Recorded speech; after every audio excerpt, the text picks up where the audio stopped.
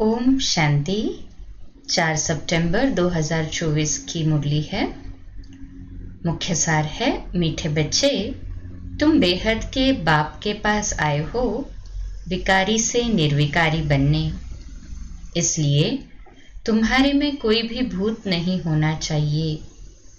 प्रश्न: बाप अभी तुम्हें ऐसी कौन सी पढ़ाई पढ़ाते हैं जो सारे कल्प में नहीं पढ़ाई जाती? उत्तर: नई राजधानी स्थापन करने की पढ़ाई। मनुष्य को राजाई पद देने की पढ़ाई इस समय सुप्रीम बाप ही पढ़ाते हैं। ये नई पढ़ाई सारे कल्प में नहीं पढ़ाई जाती। इसी पढ़ाई से सत्युगी राजधानी स्थापन हो रही है। ओम शांति। ये तो बच्चे जानते हैं हम आत्मा है, न कि शरीर। इनको कहा जाता है देही अभिमानी। मनुष्य सब है देह अभिमानी। यह है ही पाप आत्माओं की दुनिया अथवा विकारी दुनिया। रावण राज्य है। सत्युग पास्ट हो गया है। वहां सब निर्विकारी रहते हैं। बच्चे जानते हैं हम ही पवित्र देवी देवता थे जो 84 जन्मों के बाद फिर पतित बने हैं। सब तो 84 जन्म नहीं लेते हैं। भारतवासी ही देवी देवता थे जिन्होंने 82, 83, 84 जन्म लिए हैं। मैक्सिमम है 84। वही पतित बने हैं। भारत ही अविनाशी खंड गाया हुआ है।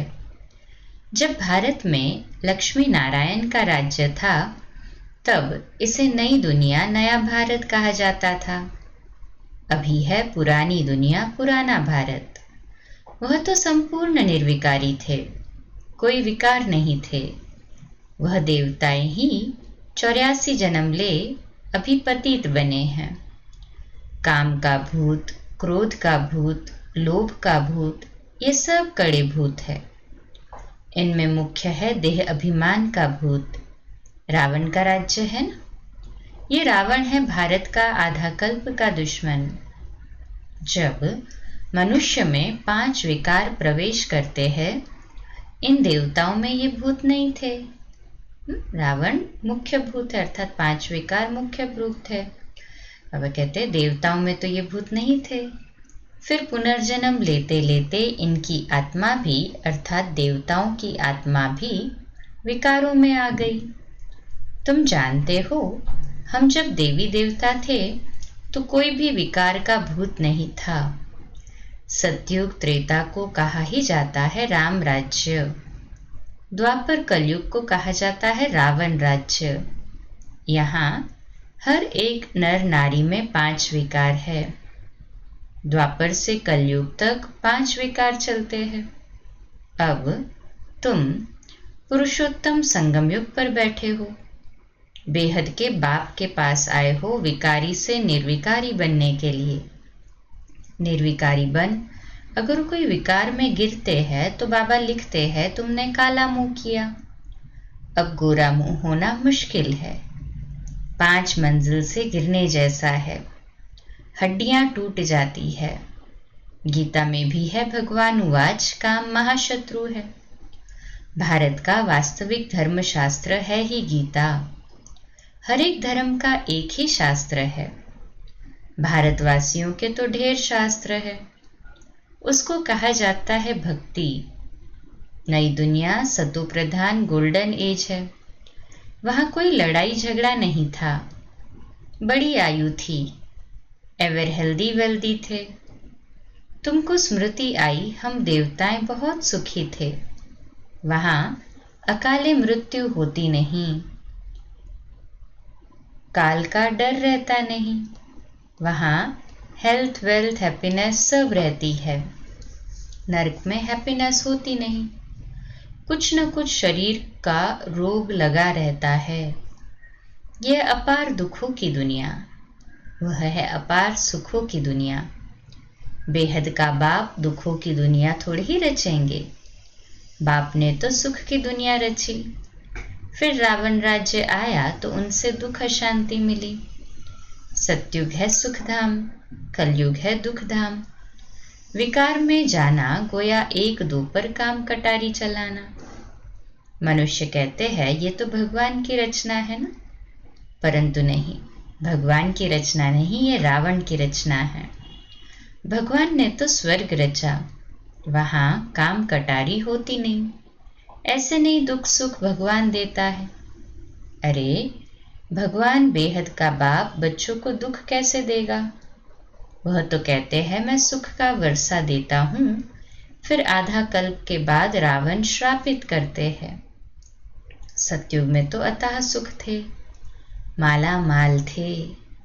एक ही सोमनाथ के मंदिर में कितने हीरे जवाहरात थे। भारत कितना सॉल्वेंट था, अभी तो इनसॉल्वेंट है। सतयुग में 100% सॉल्वेंट, कलयुग में 100% इनसॉल्वेंट। ये खेल बना हुआ है। अभी है आयरन एज, खाद पड़ते पड़ते बिल्कुल तमो प्रधान बन गए हैं। कितना दुख है। ये एरोप्लेन आदि भी 100 वर्ष में बने हैं। इनको कहा जाता है माया का पॉम्प। तो मनुष्य समझते साइंस ने तो स्वर्ग बना दिया है, परंतु यह है रावण का स्वर्ग। कलयुग में माया का पॉम्प देख तुम्हारे पास मुश्किल आते हैं। समझते हैं हमारे पास तो महल मोटरें आदि है। बाप कहते हैं स्वर्ग तो सतयुग को कहा जाता है, जब इन लक्ष्मी नारायण का राज्य था। अब इन लक्ष्मी नारायण का राज्य थोड़े ही है। अब कलयुग के बाद फिर इनका राज्य आएगा, लक्ष्मी नारायण का। पहले भारत बहुत छोटा था। नई दुनिया में होते ही है 9 लाख देवताएं, बस पीछे वृद्धि को पाते रहते हैं। सारी सृष्टि वृद्धि को पाती है ना। पहले पहले सिर्फ देवी देवता थे। तो बेहद का बाप वर्ल्ड की हिस्ट्री ज्योग्राफी बैठ समझाते हैं। बाप बिगर और कोई बतला न सके। उनको कहा जाता है नॉलेजफुल गॉड फादर, सब आत्माओं का फादर।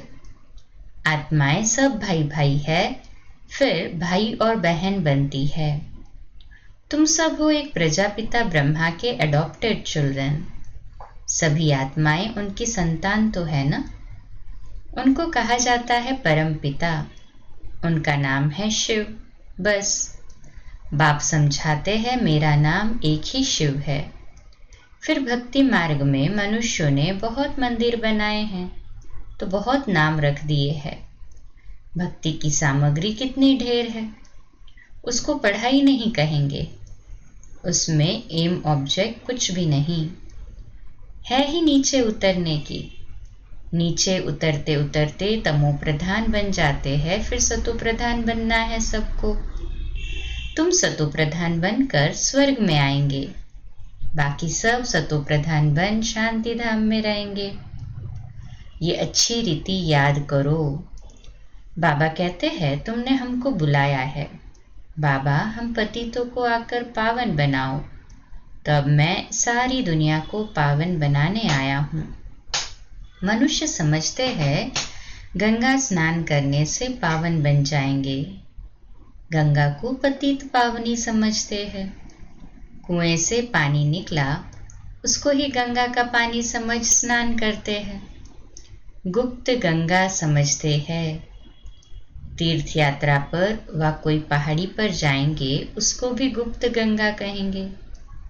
इसको कहा जाता है झूठ, गॉड इज ट्रुथ कहा जाता है। बाकी रावण राज्य में सब है झूठ बोलने वाले। गॉड फादर ही सचखंड स्थापन करते हैं, वहां झूठ की बात नहीं होती। देवताओं को भोग भी शुद्ध लगाते हैं। अभी तो है आसुरी राज्य, सतयुग त्रेता में है ईश्वरीय राज्य। तो अब स्थापन हो रहा है ईश्वरीय राज्य। ईश्वर ही आकर सबको पावन बनाते हैं। देवताओं में कोई विकार होता नहीं। यथा राजा रानी तथा प्रजा सब पवित्र होते हैं। यहाँ सब है पापी, कामी, क्रोधी। नई दुनिया को स्वर्ग और इसको नर्क कहा जाता है। नर्क को स्वर्ग बाप के सिवाय कोई बना न सके। यहाँ सब है नरकवासी पतित, सतयुग में है पावन। वहाँ ऐसे नहीं कहेंगे कि हम पतित से पावन होने के लिए स्नान करने जाते हैं। ये वैरायटी मनुष्य सृष्टि रूपी झाड़ है, बीज रूप है भगवान, वही रचना रचते हैं। पहले पहले रचते हैं देवी देवताओं को, फिर वृद्धि को पाते पाते इतने धर्म हो जाते हैं। पहले एक धर्म एक राज्य था, सुख ही सुख था। मनुष्य चाहते भी है विश्व में शांति हो, वह अभी तुम स्थापन कर रहे हो। बाकी सब खत्म हो जाएंगे, बाकी थोड़े रहेंगे। ये चक्र फिरता रहता है। अभी है कलयुग अंत और सतयुग आदि का पुरुषोत्तम संगम युग। इसको कहा जाता है कल्याणकारी पुरुषोत्तम संगम युग। सभी का कल्याण होने वाला है ना। कलयुग के बाद सतयुग स्थापन हो रहा है। चक्र तो घूमना ही है। तुम संगम पर पढ़ते हो, इसका फल सतयुग में मिलेगा। यहाँ जितना पवित्र बनेंगे और पढ़ेंगे उतना ऊंच पद पाएंगे। ऐसी पढ़ाई कहाँ होती नहीं। तुमको इस पढ़ाई का सुख नई दुनिया में मिलेगा। अगर कोई भी भूत होगा तो एक तो सजा खानी पड़ेगी, दूसरा फिर वहां कम पद पाएंगे। जो संपूर्ण बन औरों को भी पढ़ाएंगे तो ऊंच पद भी पाएंगे। कितने सेंटर्स है, लाखों सेंटर्स हो जाएंगे। सारे विश्व में सेंटर्स खुल जाएंगे। पाप आत्मा से पुण्य आत्मा बनना ही है। तुम्हारी एम ऑब्जेक्ट भी है। पढ़ाने वाला एक शिव बाबा है, वह है ज्ञान का सागर, सुख का सागर। बाप ही आकर पढ़ाते हैं, ये नहीं पढ़ाते। इनके द्वारा वह पढ़ाते हैं। इनको गाया जाता है भगवान का रथ, भाग्यशाली रथ। तुमको कितना पद्मा पदम भाग्यशाली बनाते हैं। तुम बहुत साहूकार बनते हो, कभी भी बीमार नहीं पड़ते। हेल्थ, वेल्थ, हैप्पीनेस सब मिल जाता है। यहाँ फल धन है, परंतु बीमारियां आदि है, वह हैप्पीनेस रह न सके। कुछ न कुछ दुख रहता है। उनका तो नाम ही है सुखधाम, स्वर्ग, पैराडाइज। इन लक्ष्मी नारायण को ये राज्य किसने दिया, ये कोई भी नहीं जानते। ये भारत में रहते थे, विश्व के मालिक थे। कोई पार्टीशन आदि नहीं था। अभी तो कितने पार्टीशन है। रावण राज्य है, कितने टुकड़े टुकड़े हो गए हैं, लड़ते रहते हैं। वहां तो सारे भारत में इन देवी देवताओं का राज्य था। वहां वजीर आदि होते नहीं। यहाँ तो वजीर देखो कितने हैं, क्योंकि बेअक्ल है। तो वजीर भी ऐसे ही तमो प्रधान पतित है। पतित को पतित मिले, कर कर लंबे हाथ। कंगाल बनते जानते हैं, कर्जा उठाते जाते हैं। सतयुग में तो अनाज, फल आदि बहुत स्वादिष्ट होते हैं। तुम वहां जाकर सब अनुभव करके आते हो। सूक्ष्म वतन में भी जाते हो तो स्वर्ग में भी जाते हो। बाप कहते हैं सृष्टि चक्र कैसे फिरता है। पहले भारत में एक ही देवी देवता धर्म था, दूसरा कोई धर्म नहीं था। फिर द्वापर में रावण राज्य शुरू होता है। अभी है विकारी दुनिया, फिर तुम पवित्र बन निर्विकारी देवता बनते हो। ये स्कूल है। भगवान उवाच, मैं तुम बच्चों को राजयोग सिखलाता हूँ। तुम मनुष्य में, बाबा कहते अभी हम मनुष्य से देवता बनते राजयोग से। बाबा कहते तुम भविष्य में ये देवी देवता बनेंगे। राजाई की पढ़ाई और कहीं नहीं मिलती। बाप ही पढ़ाकर नई दुनिया की राजधानी देते हैं। सुप्रीम फादर, टीचर, सदगुरु एक ही शिव बाबा है। बाबा माना जरूर वर्षा मिलना चाहिए। भगवान जरूर स्वर्ग का वर्षा ही देंगे। रावण जिसको हर वर्ष जलाते हैं, ये है भारत का नंबर 1 दुश्मन। रावण ने कैसा असुर बना दिया है। इनका राज्य 2500 वर्ष चलता है। तुमको बाप कहते हैं मैं तुमको सुखधाम का मालिक बनाता हूँ। रावण तुमको दुखधाम में ले जाते हैं। तुम्हारी आयु भी कम हो जाती है। अचानक अकाले मृत्यु हो जाती है। अनेक बीमारियां होती रहती है। वहां ऐसी कोई बात नहीं होती, नाम ही है स्वर्ग। अभी अपने को हिंदू कहलाते हैं क्योंकि पतित है, तो देवता कहलाने लायक नहीं है। बाप इस रथ द्वारा बैठ समझाते हैं। इनके बाजू में आकर बैठते हैं तुमको पढ़ाने, तो ये भी पढ़ते हैं। हम सब स्टूडेंट हैं, एक बाप ही टीचर है। अभी बाप पढ़ाते हैं, फिर आकर 5000 वर्ष के बाद पढ़ाएंगे। ये ज्ञान, ये पढ़ाई फिर गुम हो जाएगी। पढ़कर तुम देवता बने, 2500 वर्ष सुख का वर्षा लिया, फिर है दुख, रावण का श्राप। अभी भारत बहुत दुखी है, ये है दुखधाम। पुकारते भी है ना, पतित पावन आओ, आकर पावन बनाओ। अभी तुम्हारे में कोई भी विकार नहीं होना चाहिए, परंतु आधा कल्प की बीमारी कोई जल्दी थोड़ी निकलती है। उस पढ़ाई में भी जो अच्छी रीति नहीं पढ़ते हैं वह फेल होते हैं। जो पास विद ऑनर होते हैं वह तो स्कॉलरशिप लेते हैं। तुम्हारे में भी जो अच्छी रीति पवित्र बन और फिर दूसरों को बनाते हैं तो ये प्राइज लेते हैं। माला होती है 8 की, वह है पास विद ऑनर। फिर 108 की माला भी होती है, वह माला भी सिमरी जाती है। मनुष्य इसका रहस्य थोड़े ही समझते हैं। माला में ऊपर है फूल, फिर होता है डबल दाना मेरू। स्त्री और पुरुष दोनों पवित्र बनते हैं। ये पवित्र थे ना, स्वर्गवासी कहलाते थे। यही आत्मा फिर पुनर्जन्म लेते लेते अब पतित बन गई है। फिर यहाँ से पवित्र बन पावन दुनिया में जाएंगे। वर्ल्ड की हिस्ट्री ज्योग्राफी रिपीट होती है ना। विकारी राजाएं निर्विकारी राजाओं के मंदिर आदि बनाकर उन्हों को पूजते हैं। वही फिर पूज्य से पुजारी बन जाते हैं। विकारी बनने से फिर वह लाइट का ताज भी नहीं रहता है। ये खेल बना हुआ है। ये है बेहद का वंडरफुल ड्रामा। पहले एक ही धर्म होता है जिसको राम राज्य कहा जाता है। फिर और धर्म वाले आते हैं। ये सृष्टि का चक्र कैसे फिरता रहता है सो एक बाप ही समझा सकते हैं। भगवान तो एक ही है।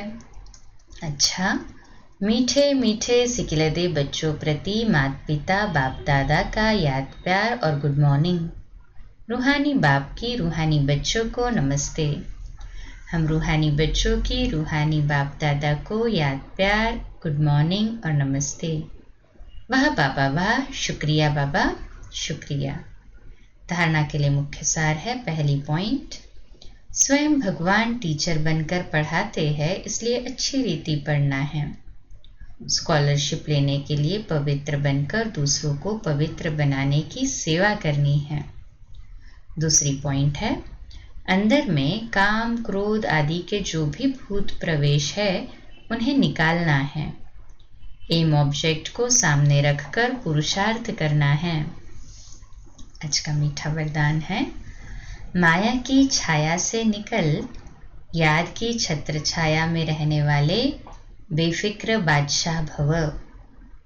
विश्लेषण, जो सदा बाप के याद की छत्र छाया के नीचे रहते हैं वो स्वयं को सदा सेफ अनुभव करते हैं।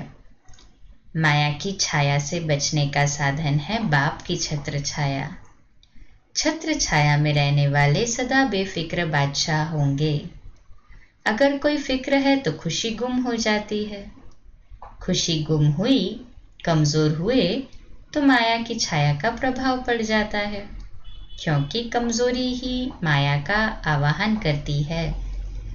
माया की छाया स्वप्न में भी पड़ गई तो बहुत परेशान कर देगी, इसलिए सदा छत्र छाया के नीचे रहो। स्लोगन है, समझ के स्क्रू ड्राइवर से अलबेलेपन के लूज स्क्रू को टाइट कर सदा अलर्ट रहो। आज का स्वमान लिखने और अभ्यास करने के लिए मैं बेफिक्र बादशाह आत्मा हूँ। मैं बेफिक्र बादशाह आत्मा हूँ। अव्यक्त इशारा आज का जो सर्व प्राप्तियों से तृप्त रहते हैं उनकी स्थिति इच्छा मात्रम अविद्या की स्वतः बन जाती है। उनमें कामना के बजाय सामना करने की शक्ति होती है। वे किसी की भी इच्छाओं की पूर्ति कर सकते हैं। अगर स्वयं में ही कोई इच्छा रही होगी तो वह दूसरों की इच्छाओं को पूर्ण नहीं कर सकेंगे। अच्छा, कम बोलो, धीरे बोलो, मीठा बोलो, सत्य बोलो, सोच समझकर बोलो। निमित्त भाव, निर्माण भाव, निर्मल वाणी। आज का नया दिन आप सभी को मुबारक हो, मुबारक हो, मुबारक हो। शुभ दिवस। ओम शांति।